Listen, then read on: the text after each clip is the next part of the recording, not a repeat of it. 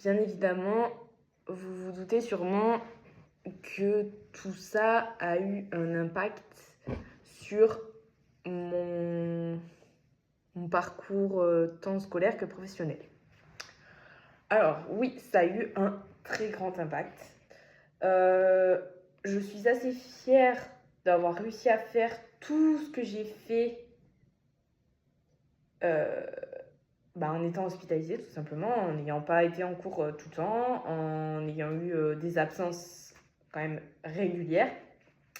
Mais je suis quand même énormément déçue de tout ce que je n'ai pas fait. Donc déjà, premièrement, mon brevet, je l'ai passé dans un état de fatigue extrême puisque voilà, je ne dormais plus, je faisais du sport H24, je ne mangeais plus, mais je l'ai eu.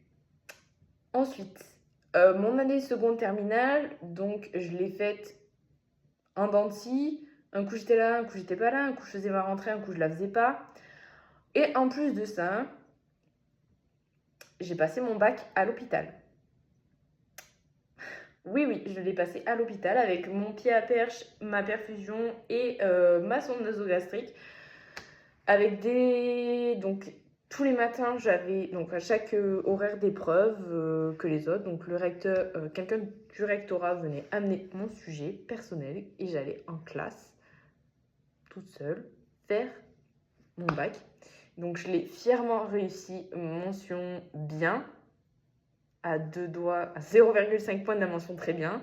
Donc mon prof m'a dit, c'est parce que tu n'as pas fait les épreuves pratiques. Parce que oui, j'ai pu être dispensée des épreuves pratiques et ça ne m'a pas empêché de pouvoir avoir mon bac. Donc ça a été le grand soulagement parce que je peux vous dire que quand je suis rentrée au mois de mai, qu'on m'a dit tu ne passeras pas ton bac, tu ne pourras pas être sortie pour ton bac, c'était le stress, je ne voulais pas redoubler. C'était hors de question pour moi. On a pu aménager tout ça, mes médecins formidables m'ont tout aménagé. Donc là, franchement, je dois les remercier parce que du coup, cette épreuve-là a été validée. Ensuite, je suis rentrée en DCG, donc diplôme de comptabilité gestion. Donc comptabilité assez compliquée, mais grâce à mes super copines qui ont été d'un soutien vraiment, j'ai même pas les mots. J'ai pu suivre les cours, même si j'avais aussi des moments d'absence, beaucoup de rendez-vous, des hospitalisations qui ont duré sur la première année. J'ai pu rattraper tout le retard, tous les cours. Et j'ai validé mes 3 années. J'ai réussi à valider mes 3 années, donc la troisième, ça a été sur le Covid. Donc un peu plus simple, mais là aussi, donc j'ai eu d'autres bâtons dans les roues qui ont essayé de me déjouer, mais finalement, j'ai réussi. Ensuite, ça s'est dégradé. Je suis rentrée en master et là, les crises de boulimie et d'hyperactivité ont pris le dessus. Donc c'est devenu un calvaire. Vraiment, vraiment un calvaire où je faisais de l'hyperactivité, je n'arrivais plus à rester assise. Le confinement a vraiment fait de gros dégâts puisque en fait j'étais chez mes parents, donc accès à la nourriture H24. Je faisais beaucoup de crises d'hyperphagie et donc du coup j'étais montée jusqu'à 50 000 pas par jour pour essayer de compenser cela. Donc d'une fois qu'il a fallu retourner en fac, ça a été ultra compliqué. Ultra compliqué. Et donc j'ai fait 1 an et j'ai décidé d'arrêter. D'arrêter la fac, d'arrêter mes études de compta. Alors que je visais l'expertise, je visais clairement le DEC, aller jusqu'au doctorat, avoir mon cabinet. Surtout que voilà, j'avais des experts comptables qui étaient autour de moi, qui me portaient, qui me soulevaient, qui croyaient en moi. Et moi, clairement, je les ai déçus, tout comme aujourd'hui, je me déçois. Alors pourquoi sur le coup je ne me décevais pas, c'est parce que j'avais des œillères, je ne voyais que par la maladie. Donc ça a été, aujourd'hui c'est un grand échec pour moi d'avoir arrêté mes études de compta.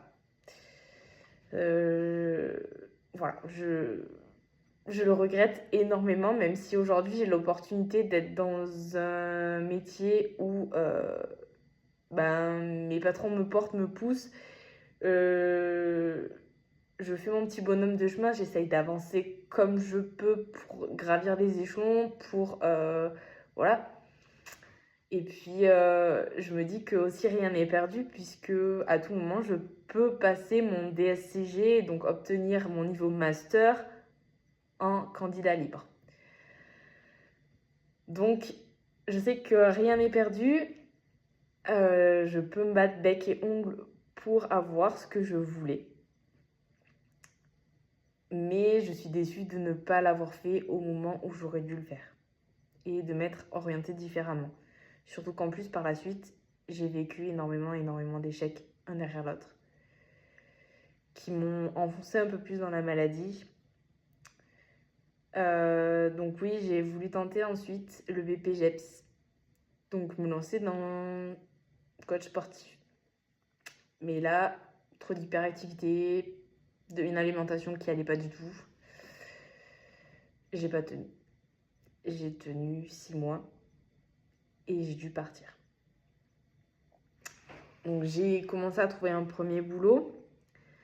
Que là j'avais du mal à tenir, c'était assez difficile, la fatigue était là, les crises étaient là, c'était compliqué. En plus de ça, en fait, du coup j'ai trouvé un boulot dans ma ville d'études et donc j'étais loin de ma famille, loin de mes parents. Donc j'ai pas réussi à le tenir, il a fallu que je rentre chez moi, donc que je retrouve un autre boulot. Mais là, pendant 2 ans, en fait, j'ai enchaîné les boulots. Je trouvais un boulot, puis je m'y épuisais dedans. Vraiment, je m'y épuisais. Et je n'arrivais plus à remonter la pente. La seule solution que j'avais, en fait, c'était de changer. Donc, j'ai commencé par préparatrice de drive. Ensuite, j'ai enchaîné sur... Donc là, j'ai voulu me lancer dans le BTS diététique, avec à côté donc mon boulot. Donc là, j'ai trouvé des petits boulots, 30 heures de vendeuse. Mais là, pareil, j'ai voulu trouver vendeuse en boulangerie, mais je me suis un peu loupée. Puisqu'avec la nourriture à côté, j'arrivais plus du tout à manger, donc là, je me suis épuisée. Ensuite, j'ai fait serveuse. Donc là, c'est pareil, je me suis épuisée.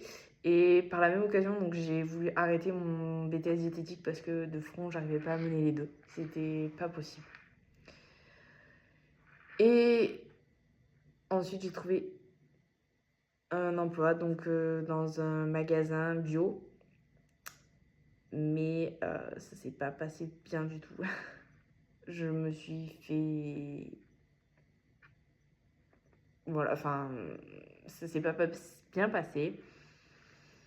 J'ai de nouveau été très fatiguée jusqu'à ce que mon patron me dise qu'on arrêtait. J'ai été très déçue. Je suis tombée plus bas que terre.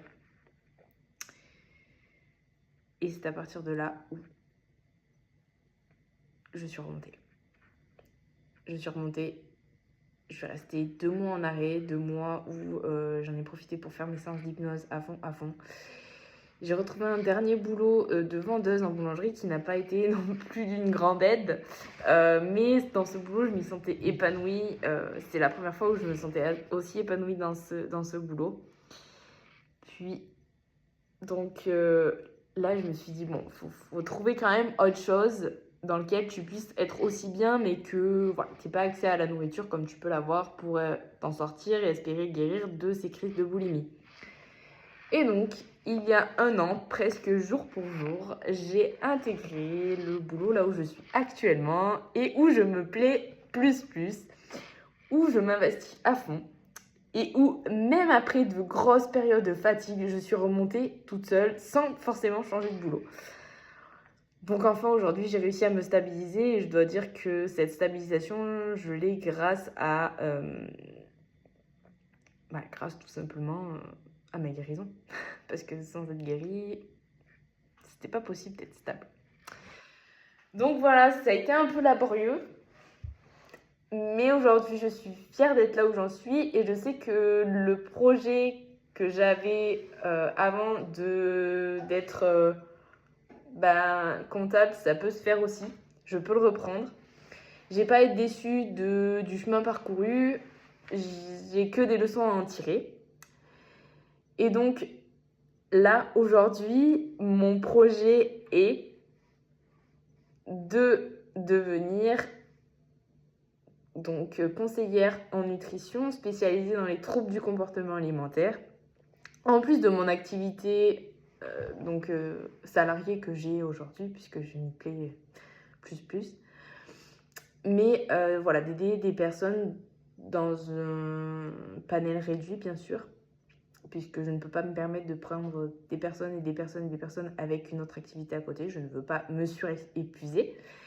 Mais mon but, c'est de rendre tout ce qu'on a pu me donner et éviter tout ça. Éviter tous ces troubles qui naissent et qui gâchent la vie.